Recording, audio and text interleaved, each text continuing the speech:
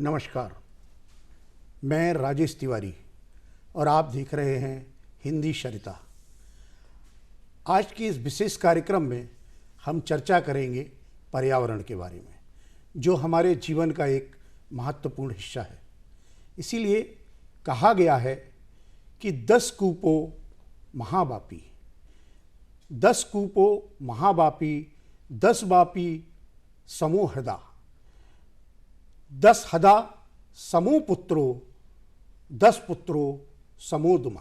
अर्थात 10 कुओं के बराबर एक बावड़ी उपयोगी है और 10 बावड़ियों के बराबर एक तालाब उपयोगी है और 10 तालाबों के बराबर एक पुत्र उपयोगी है और वहीं 10 पुत्रों के बराबर एक वृक्ष उपयोगी होता है। हम जैसे जैसे हमारे चारों तरफ की जीवनचर्या बदल रही है, उसी क्रम में हमें पर्यावरण के संबंध में भिन्न भिन्न चुनौतियों का सामना करना पड़ रहा है। आज इस परिचर्चा में हमारे साथ जुड़े हैं मेहमान के रूप में, वो हैं श्री राजेंद्र केरकर जी, जो पर्यावरण विज्ञान के बहुत गहन अध्ययन कर चुके हैं और पर्यावरण के ऊपर इनका प्रयास बचपन से सतत जारी है। वैसे इतिहास और समाजशास्त्र से स्नातकोत्तर की उपाधि लेने के बाद अपनी हॉबी को इन्होंने गोवा के पुण्य वन्य क्षेत्रों के संवर्धन और संरक्षण के लिए उपयोग किया है। इसी तारतम्य में इन्होंने गोवा के ग्रामीण और शहरी क्षेत्रों के लोगों को पर्यावरण के साथ रहना, उनकी रक्षा करना और उसके प्रति जागरूक होना, ये शिक्षा इन्होंने दी है। साथ ही ये भिन्न भिन्न पर्यावरण और प्रकृति के साथ के लिए काम करने वाली संस्थाओं के साथ मिलकर इन्होंने इस गोवा के वन्य क्षेत्र को पर्यावरण के संवर्धन और संरक्षण में महत्वपूर्ण भूमिका निभाई है।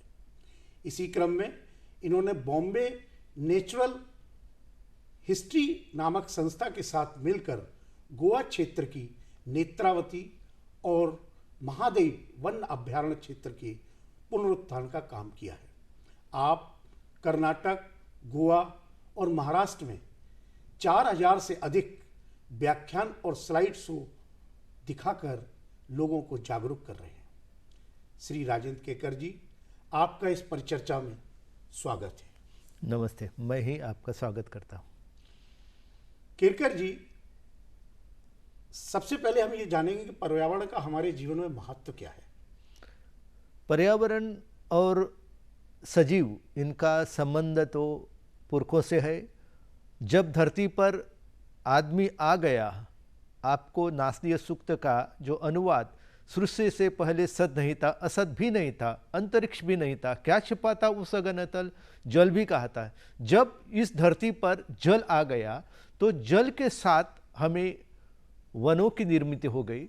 वनों की निर्मित के बाद हम देख रहे कि जानवर आ गए और बाद में इस धरती पर हमें आदमी दिखाई दिया।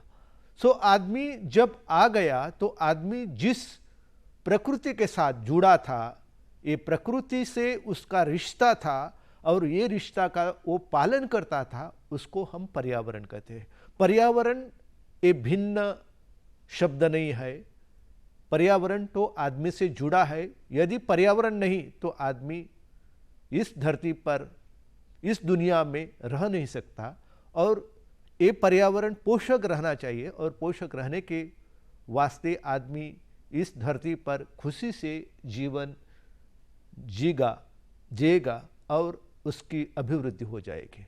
तो इसको हम पर्यावरण कहते हैं। तो हम ये समझ सकते हैं कि पर्यावरण के अंतर्गत जो पृथ्वी के प्रकृति के मुख्य घटक है, जल, वायु, अग्नि, आकाश, इन सब का पर्यावरण का एक सम्मिलित, इन सब का सम्मिलित नाम एक पर्यावरण है। हाँ जी, हाँ।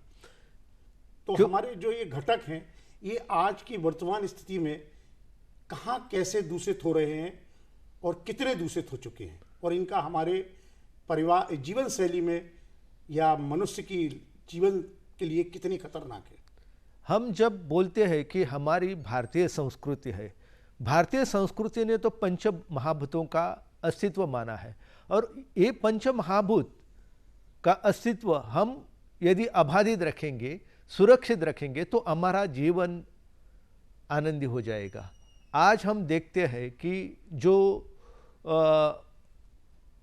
भूमंडलीय उष्मीकरण, जिसको हम ग्लोबल वार्मिंग बोलते हैं, और क्लाइमेट चेंज, जिसको हम जलवायु परिवर्तन बोलते हैं, तो इससे पता चलता है कि अब हमारे साथ जो हवा बहती है, हमारे सामने जो पानी है, ये सब दूषित हो रहा है। और इसके कारण हम देख रहे हैं कि हमारे शहरों में, हमारे देहातों में डेंगू, मलेरिया जैसे और तरह तरह के बुखारों से आदमी परेशान हो रहा है। हम नहीं सोचते हैं कि ये सब जो चल रहा है, आज आदमी इतनी सारी समस्याओं के कारण ग्रस्त है। इसका कारण क्या है? तो जब पर्यावरण का स्तर हम सुधार नहीं देंगे, वो बिगड़ेंगे, तो इसके परिणाम हमें भुगतने के लिए तैयार रहना पड़ेगा। आज हम देख रहे हैं कि दूषित पानी पीने से कितने लोग मर रहे हैं। पूरी दुनिया में हम देखेंगे तो काफ़ी लोगों को अच्छा पीने का पानी नहीं मिल रहा है। हम जब अफ्रीका के सोमालिया देश में देखते हैं कि वहाँ का पिता अपने छोटे बच्चों को पूरे सप्ताह में एक गिलास का पानी नहीं दे सकता है, और हमारे देश में हम देखते हैं कि कितनी बॉटल पानी हम जो फेंकते हैं, और इसके कारण जो प्रकृति ने दिया हुआ पानी है, उसका हम सच्चा अच्छा स्तर नहीं रखते हैं। हवा जो है वो दूषित है। हम दिल्ली में जाएंगे, हम कहीं भी जाएंगे भारत में, तो हमें पता चलता है कि देहातों में जहाँ वन औषधि है, वहाँ पौधे हैं, झरने हैं, वहाँ अच्छा पानी मिलता है, अच्छी हवा मिलती है। लेकिन हमारे शहरों जो है, वहाँ का पर्यावरण का स्तर काफ़ी नीचा हो रहा है, और इसके कारण हमें तरह तरह के बीमारियों को झेलना पड़ता है। आदमी के सामने इतनी सारी चुनौतियां हैं कि कैसे हम जिएंगे जब प्राणवायु भी हमें अच्छा नहीं मिलता है, पानी भी अच्छा नहीं मिलता है। हमारी जो राज्य घटना है, कॉन्स्टिट्यूशन है, वो इसका जो 48 आर्टिकल है और 51 आर्टिकल है, ये दोनों का यदि हम देखेंगे, हाँ, तो उसमें क्या लिखा है कि हर एक आदमी का आद्य कर्तव्य है कि अपने पर्यावरण, अपने परिसंस्था, अपनी वनों की रक्षा करना है। लेकिन आज हम जिस तरह का बर्ताव करते हैं, इसी कारण इतना गंदगी फैली है। कहीं भी आप भारत में जाओ, कचड़े के काफ़ी पहाड़ आपको दिखाई देंगे। हम जब मेरे गोवा में लोग आते हैं तो गोवा के बारे में लोगों का ख्याल पूरा बदला हुआ होता है, लेकिन इतने लोग आते हैं, इसके कारण पूरा कुचड़ा, सब गंदगी, सभी के कारण एक कौन निर्माण करता है? हम सब निर्माण करते हैं। और इसी कारण आज पर्यावरण का स्तर काफ़ी नीचा हो रहा है, और इसके कारण हमें काफ़ी बीमारियों को झेलना पड़ता है। किरकर जी, आपने अभी बीच में बोला कि प्लास्टिक की बोतल फेंकते हैं और कचरा जमा होता है, तो प्लास्टिक का पर्यावरण के साथ एक क्या प्रभाव है, और इसको हम कैसे निकाल सकते हैं? समाज के लिए या देश के लिए हम क्या संदेश दे सकते हैं प्लास्टिक के संबंध में? हमारे देश में ना पर्यावरण संवर्धन का 1986 में 1986 में जो कानून बनाया, इसका हम ध्यानपूर्वक अभ्यास करेंगे तो हमें पता चलेगा कि ये जो कानून बनाया है, इसमें प्लास्टिक की समस्या जो है इसके बारे में विचार किया था। लेकिन आज हम जब 2024 में रहते हैं तो भी हम इसका पालन नहीं कर रहे हैं, और इसके कारण तो पूरा नगर देखते हैं, पूरा देहात देखते हैं, तो कचड़ों के पर्वत हमें हमारे सामने, नदी में जाएंगे वहाँ प्लास्टिक है, समुंदर में जाएंगे वहाँ प्लास्टिक है। हम जो मछली खाते हैं उसमें गोवा के तो आप जानते हैं कि वहाँ यहाँ फिश करी राइस, मछली और चावल लोगों का काफ़ी भाता है, लेकिन इसमें आपको जो मछली है, मछली में आपको प्लास्टिक के अंश दिखाई देते हैं और इस कारण हमारा जीवन काफ़ी चुनौतियों से जुड़ा है। और यदि हम इस प्लास्टिक के बारे में अभी उसको मुक्त करने के लिए हम प्रयास नहीं करेंगे तो काफ़ी समस्याएं निर्माण हो सकते हैं। मुझे याद है कि मैं छोटा था तो मेरी माँ मुझे बोलती थी कि जा एक पत्ता लेके आ, तो हम केलों के जो पत्ते होते थे, हमारे गोवा में काफ़ी लोग हैं उन पत्तों का इस्तेमाल करता है, और हम जब जंगल में रहते हैं ना तो हमें हमारे सामने काफ़ी ऐसे पत्ते होते हैं कि मकरंगा पैलेटेटा, जिसको हम चांदीउड़ा बोलते हैं, तो ये पेड़ के पत्ते लाते हैं, वो तो पूरा प्लेट जैसा था और इसके ऊपर हम खाना डालते थे और उसका आस्वाद लेते थे।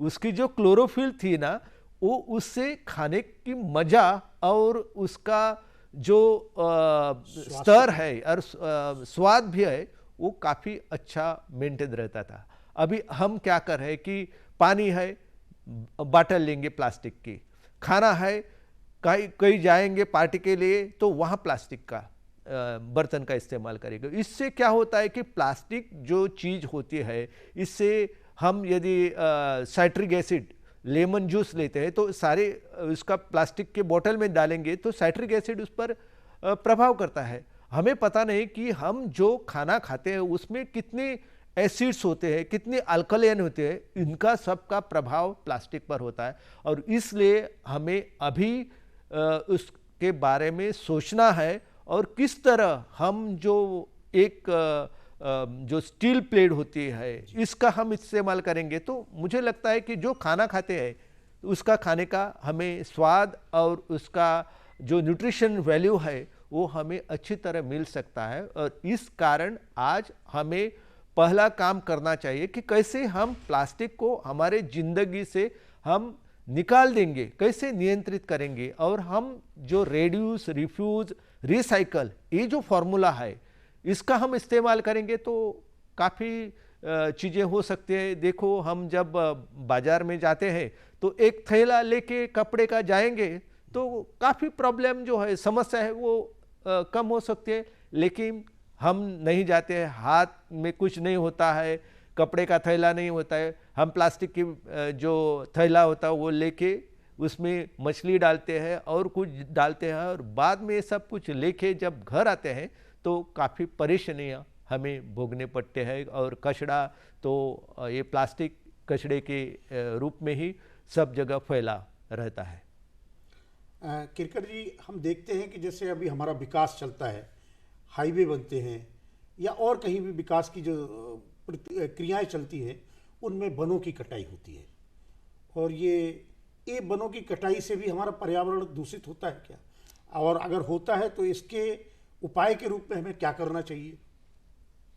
आज हम देखेंगे कि हमारा जो हम आदमी प्राणवायु लेते हैं और कार्बन डाइऑक्साइड जो है वो हम बाहर फेंकते हैं, और कार्बन डाइऑक्साइड इतनी मात्रा में हमारे इस पृथ्वी पर है कि कार्बन डाइऑक्साइड, मीथेन, ये सब जो हरित गृह वायु है इसके कारण, जिनको हम ग्रीन हाउस इफेक्ट बोलते हैं, और हम जो रेफ्रिजरेशन यूज़ करते हैं, एयर कंडीशनिंग, वातानुकूलित यंत्रणा इसका इस्तेमाल करते हैं और फ्रीज का इस्तेमाल करते हैं, ये सब जो है ये क्लोरोफ्लोरोकार्बन गैसेस इसमें से फैलते हैं। और इसके कारण हमारा जलवायु परिवर्तन जो है, ये एक समय ऐसे शास्त्रज्ञ मानते थे कि जलवायु जो है ये परिवर्तन है वो वास्तव में नहीं है, लेकिन अब हम गोवा के बारे में देखेंगे या दिल्ली में देखेंगे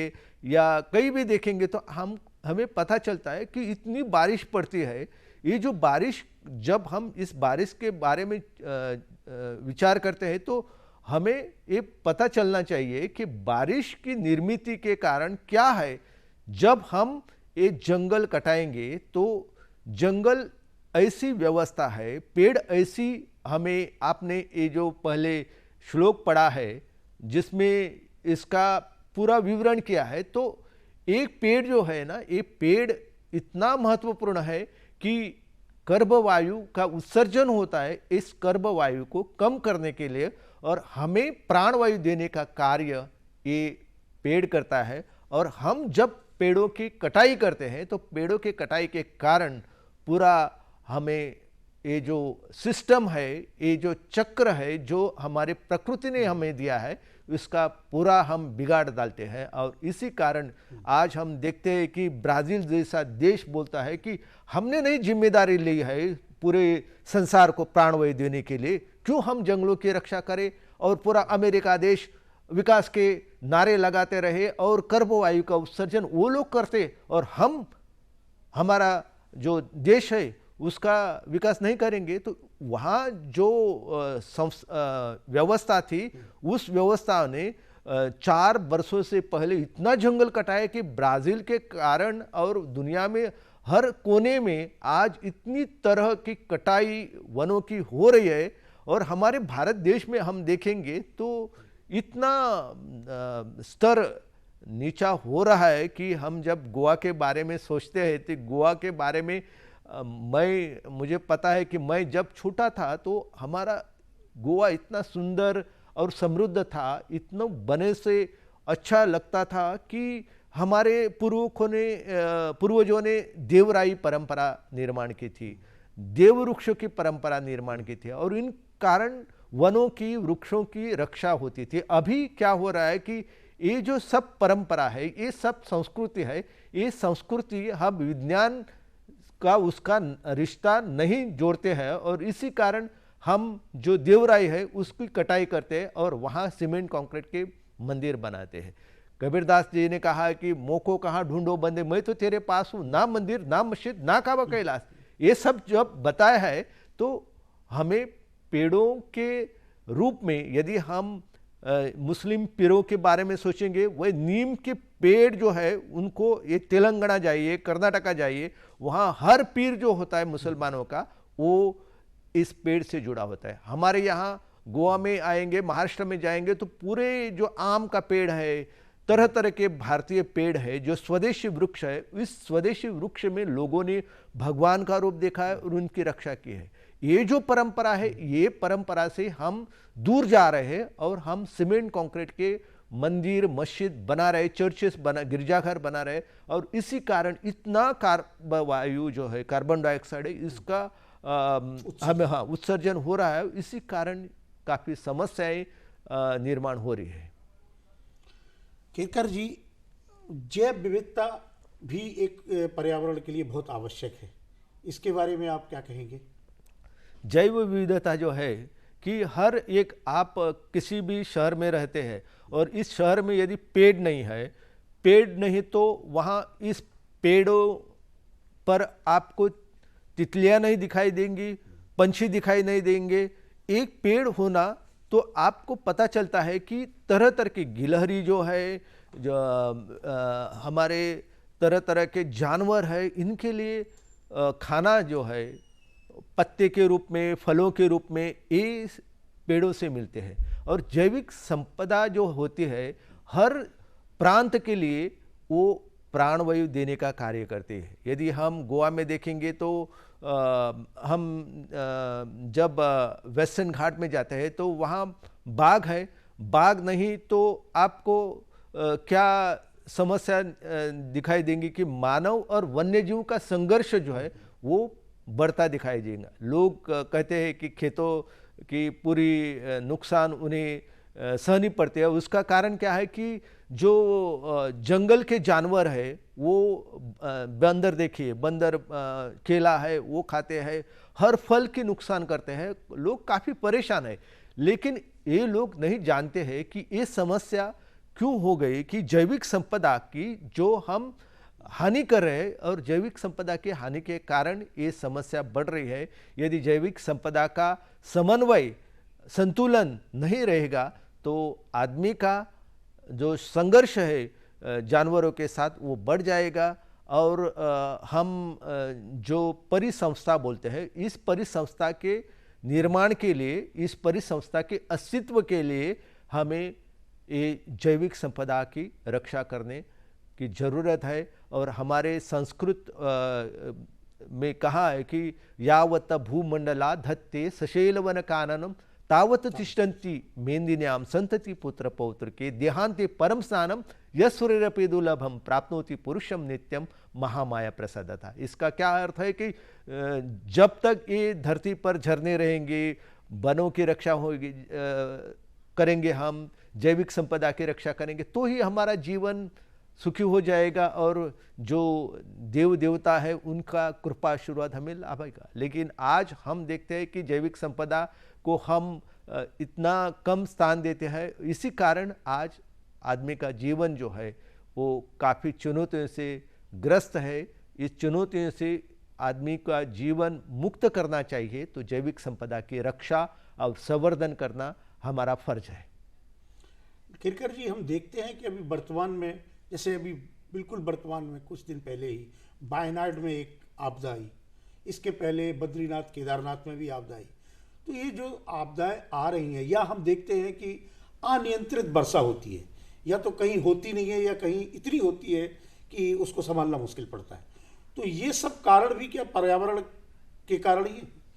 ये सब पर्यावरण असंतुलन जो है इसका ये मुख्य स्रोत है कि आज जो जलवायु परिवर्तन है और हमारे सामने जो भूमंडलीय उष्मीकरण है, ये पूरा यदि हम विचार करेंगे तो हमें पता चलता है कि धरती की तापमान की वृद्धि क्यों हो रही है कि हम ज़्यादातर जीवाश्म जो ईंधन है इसका इस्तेमाल करते हैं।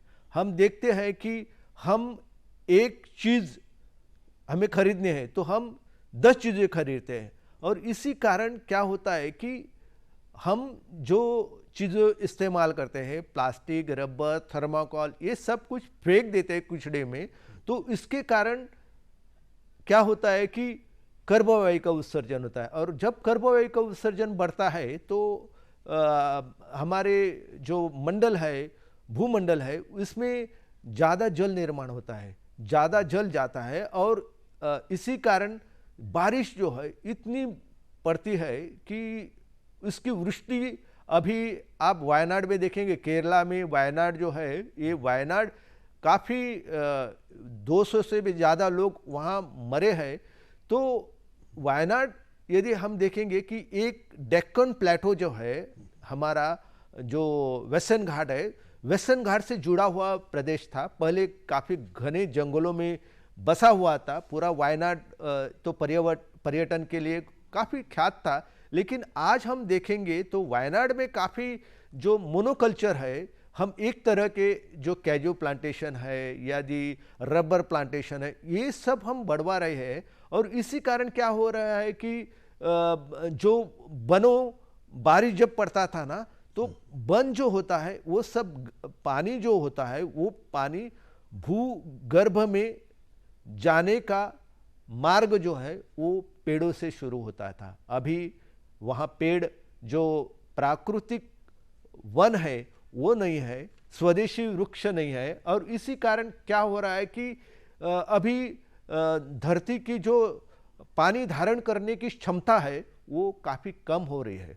हम देखते हैं कि जब बारिश पड़ती है तो पहले क्या होता था, बारिश पड़ने के बाद वो पानी जो है वो भूगर्भ में जाता था, और बाद में जब हमें विंटर सीजन आता था, समर सीजन आता था, तो वो पानी झरने के रूप से हमें मिलता था। अभी क्या हो गया है कि जब बारिश पड़ता है तो बारिश रोकने के लिए वहाँ पेड़ नहीं है, वहाँ पौधे नहीं है, वहाँ वन नहीं है, तो पानी जो है वो अपना मार्ग निर्माण करता है और झरने का पानी नदी में आता है। नदी में आकर पानी जाएगा कहाँ, तो वो समुद्र में जाता है, और जब ये पानी आता है वो इतनी गति से आता है कि वो पूरा मिट्टी लेकर ही साथ आता है। यदि आप वायनाड में देखेंगे तो पूरा नदी में इतना लग रहा था कि कहाँ बांध टूटा है, कहाँ पेड़ पौधे उसमें आ रहे हैं, तो काफ़ी मृदा जो है, मिट्टी जो है वो मिट्टी लेकर पानी बह रहा है। इसी कारण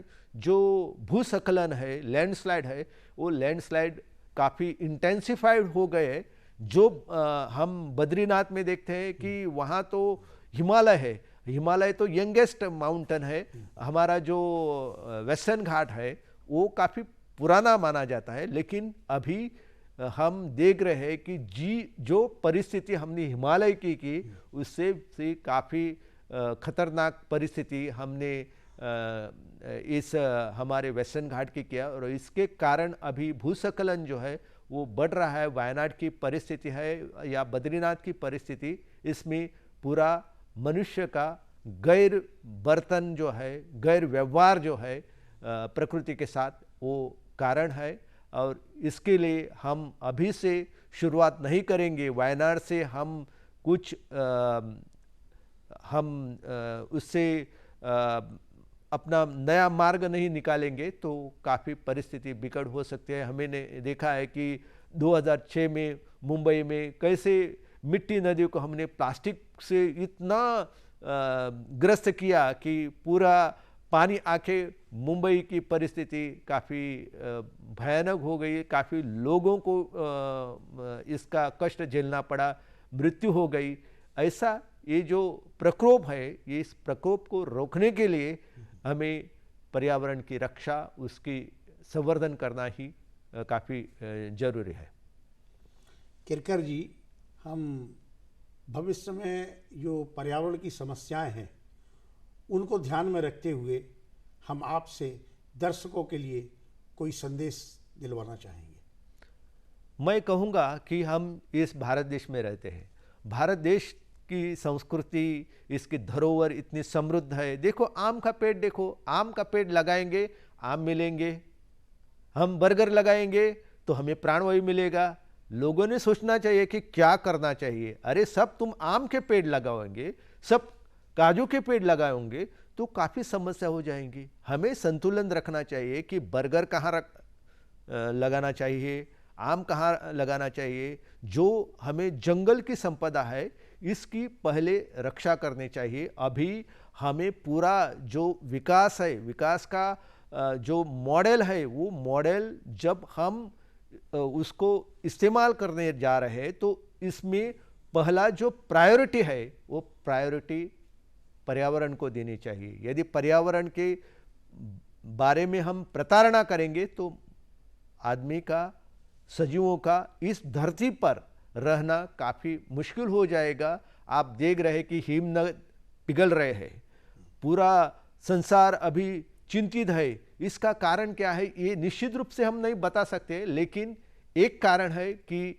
यदि हम पेड़ पौधे नहीं रखेंगे, जंगलों की रक्षा नहीं करेंगे तो पूरा, आपको मालूम है कि वहाँ सुंदरलाल बहुगुणा जो है, चंडी प्रसाद भट्ट जो है, उन्होंने जो वहाँ जो प्रयास किया था, ये सब प्रयास अभी हमें करने की ज़रूरत है।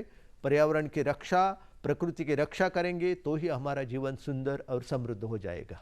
और मैं दर्शकों से विनती करता हूँ कि हमारे देश में जो पौधे हैं वो लगाओ। हमारे पुरखों ने तुलसी के पौधे लगाए, क्यों लगाए? उनको मालूम था कि प्राणवायु की निर्मित करने में ये पौधा उपयुक्त है। नीम के पेड़ लगाए, उनको मालूम है कि नीम जो है वो काफ़ी उपयुक्त है, औषधि गुणधर्म है। ऐसे हम पेड़ पौधे लगाएंगे तो ही हमारा जीवन समृद्ध हो जाएगा। जामुन लगाओ, हमारे देश के हर पौधों की हम रक्षा करेंगे तो ही हम ये जिंदगी में काफ़ी सफल हो जाएंगे और समृद्ध हो जाएंगे। दर्शकों, मनुष्य भले ही ये दावा करे कि हम प्रकृति को जीतकर समाज को आगे ले जा रहे हैं, अंततः जीत प्रकृति की ही होती है। हाँ, अगर हम उसमें सहयोग करेंगे तो समृद्ध जरूर हो सकते हैं। दर्शकों, आशा है आप लोगों को ये चर्चा पसंद आई होगी और हम ये इस परिचर्चा के माध्यम से हम ये सभी से ये अनुरोध करते हैं कि वो अपनी प्रकृति, जिनके घटक जल, वायु, वन, पेड़ हैं, उनका सदुपयोग, उनका सम्मान और उनका संवर्धन और संरक्षण करने का एक व्रत लें। इसी के साथ मैं श्री केरकर जी का इस केंद्र पर पधारने पर दर्शकों और केंद्र की तरफ से आभार व्यक्त करने के साथ धन्यवाद देता हूँ। नमस्कार। नमस्ते सर।